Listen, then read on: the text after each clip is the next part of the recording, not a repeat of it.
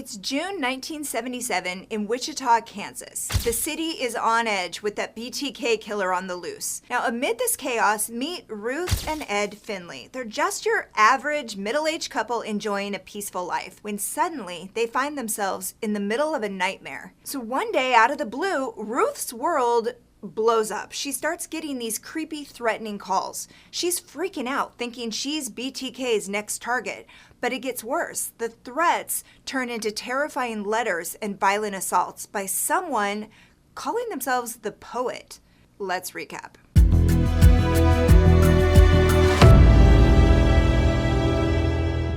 On October 16, 1946, the front page of the Wichita Eagle runs a story with the headline, "Chloroform Fiend Brands Fort Scott Girl with Flat Iron."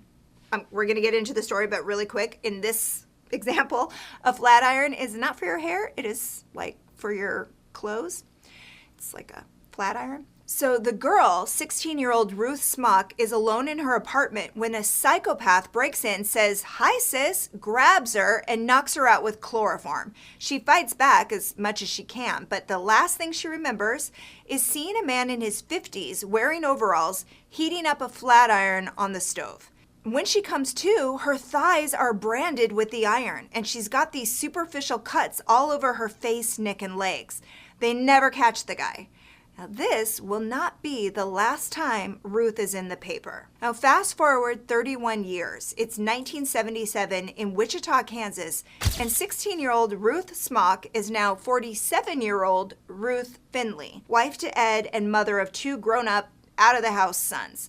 They are the very picture of middle-class bliss. Ruth works for the phone company. Ed's an accountant. They mow their lawn every week. They wave to their neighbors. They make dinner in the crock pot. Nothing bad ever happens until everything bad happens all at once. Well, one pretty June day, Ed's working in the yard when he collapses in pain. He's rushed to the hospital.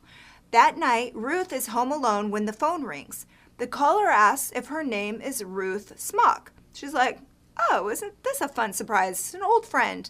The next words out of his mouth are, "I know about the attack. Do you still wear your brands? If you don't pay up, I'm going to tell everyone what happened to you. I know where you work." Well, she hangs up on him, absolutely shook, but vowing to just forget about it. Well, soon Ed recovers and comes home. The caller doesn't ring again, and life resumes its normal pace. Then later that summer, she's in her office at Southwestern Bell Telephone Company when she's handed an envelope.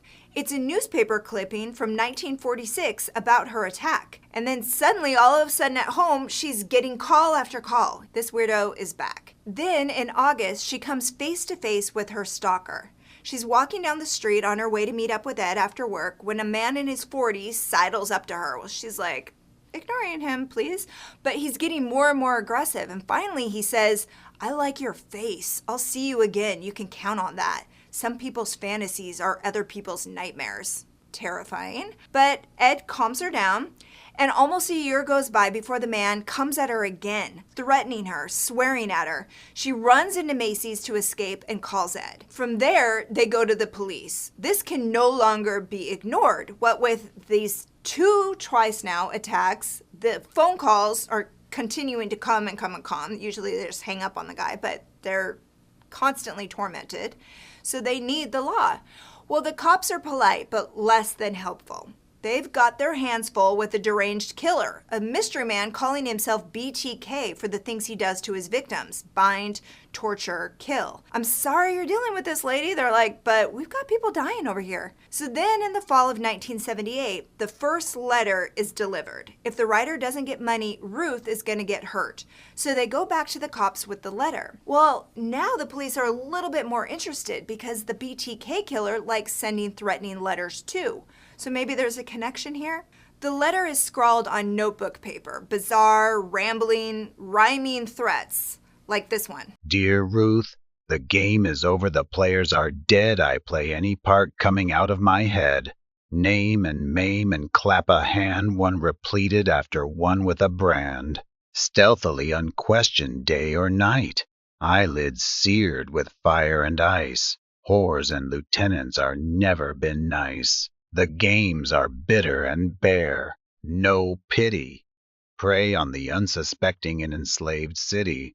Females must be banished. Slave of sinner with giant man will vanish. Bon mots on graves of those who perish. Glory and triumph I will then cherish. My handicraft meticulously plotted and full of power. Select the favorites like a cherished flower. With pensive remorse, turn to comforter at death's hour. Right?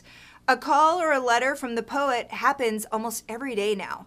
The tension is eating the Finleys alive. I mean, is today the day we die?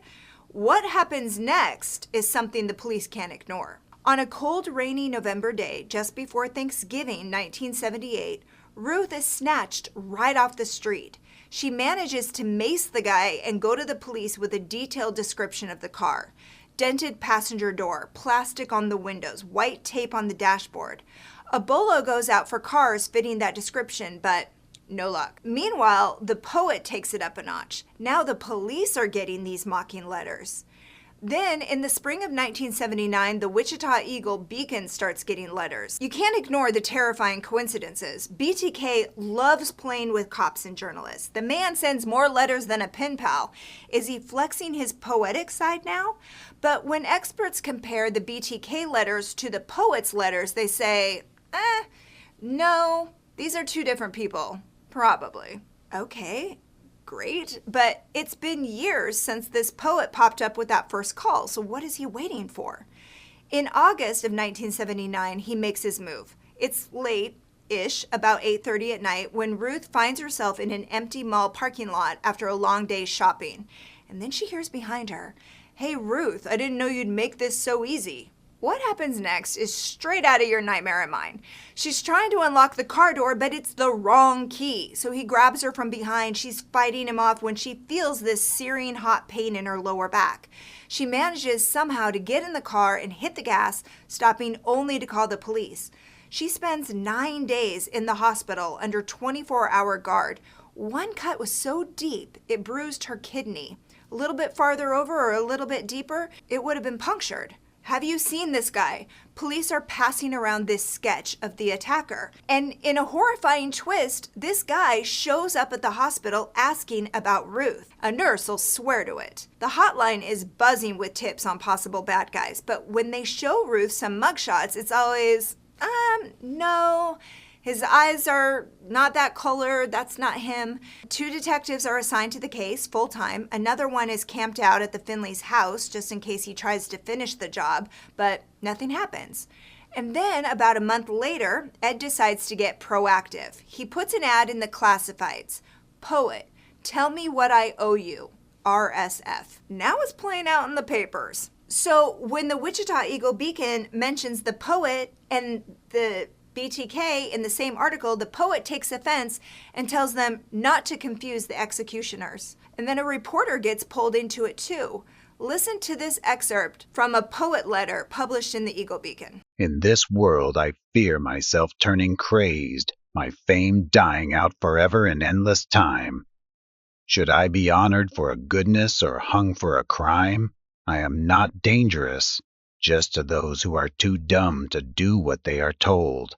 I will direct this game. The rules of the game go like this. The Eagle-Beacon is to publish 2 ads. One to Ruth telling her how much she has to pay to live, and the other to the cop in charge with directions to a meeting spot. The reporter also throws in a 3rd ad asking the poet what else he needs. So can we just take a moment here to pause for a moment of silence for the Wichita cops who had one hell of an era in the 70s, 80s, and 90s. I mean, they've got at least 2 unhinged psychopaths constantly with the freaking letters and the newspaper ads. Victims keep turning up. Brutal crimes. What a time to be a detective. Thank you for your service. But in this case, at least, the police chief has a suspect. Ruth Finley herself. Or maybe Ed. But it seems unlikely because they are just so nice and normal. And also, why? Why would they do that? What possible motive could they have? And yet, Ruth is 15 when she leaves her family farm in Missouri for the city lights of Fort Scott, Kansas in 1945. She was going to school to learn typing and sewing. At 16, she started working part-time for the phone company. Now, after that horrific branding attack, she moves into a rooming house where Ed, who's a college student, also has a room. So it's this adorable, meet cute, sparks fly, and they don't start dating, though, until Ed moves out. The couple marries in 1950, and they settle into a life in Wichita with their 2 boys. Now, things were wonderfully, completely normal until the poet pops up. So, back to our story. Just before Christmas, 1979, Ruth gets the scariest letter of all. 'Twas the night before Christmas, and all through the house, Ruth wasn't stirring, you're as quiet as a mouse. Your stocking was tight around your neck with care. I hoped the lieutenant would not too soon be there. The cops put a guard on the house at Christmas, but somehow the phone lines get cut anyway. After that, the police helped the Finleys set up an elaborate security perimeter. The now repaired phone lines are buried, decoy phone lines are set up, alarms are installed, a camera is hidden in the yard pointed at the door. If the poet wants to kill Ruth, he's gonna have to work for it. But still, the threats keep coming. In January 1980, a butcher knife wrapped in a red bandana shows up in the lobby where Ruth works. A letter soon follows because, of course. Shut your eyes and think of the 12-inch blade. Will you remember the hole it made? Dream of me and obey my commands. Think of me with a knife in my hands. Well, horrifying. But now, leaving things in weapons in public places, this guy is getting bold. The public is terrified. Between the poet and the BTK strangler, no one feels safe. The cops double down on the investigation. More manpower, following clues in the letters, undercover officers, a security detail. But he's like the invisible man, and it's getting embarrassing. By now, the National Enquirer is running the story. Papers in Chicago, in London, everyone wants to know what the cops are doing about it. But they got nothing. And still the poet is tormenting the Finleys. Molotov cocktails, urine, bags of feces appear on their doorstep. A Christmas wreath is set on fire. Chunks of concrete hit their house, and usually that all comes with a red bandana, his signature piece of flair. But then he makes a mistake. In September 1981, the poet adds a second target to his hit list, the police chief's wife. And the chief is like, oh, hell no, not my wife. This is the final straw. The chief looks over the entire case personally because up until now, he's been letting the officers handle it, following the chain of command. But now his wife is involved? No. So he gets involved in a big way. And when he's done, he knows he has been right all along. It's Ruth, or Ed, or both, but it's definitely one of them. The poet knows things only the cops or the Finleys know. He doesn't communicate when the Finleys are out of town. The security system and cameras are always mysteriously down when things happen at the house. Oh, it's her all right, but now they have to prove it. A surveillance team catches her mailing letters. One of them is from the poet. A search of her office turns up the notebook paper, drafts of a letter in the trash, a red bandana, book of poetry. At the house, they find more proof. Stamps linked to the mailed letters, more red bandanas, more of the notebook paper. They bring Ed in and they're like, Ed, do you know about this? Are you doing this? What's wrong with you, man? And he's like, I don't know anything. And they make him take a lie detector, and he cannot fake his shock. He's not a part of it. But he also can't believe his ears. Could Ruth really have faked the whole thing? The stabbings, the kidnappings. Let me just say, the mind is a terrible, beautiful, scary, amazing thing. This case is proof of this. When they confront Ruth, she's stunned. She has no idea what they're talking about, and yet she says she can vaguely remember writing the letters, doing all that crazy stuff. She can remember it, but it's like a dream, except it's all too real for everyone else. Now, in the end, running down the poet cost the equivalent of $1 million today.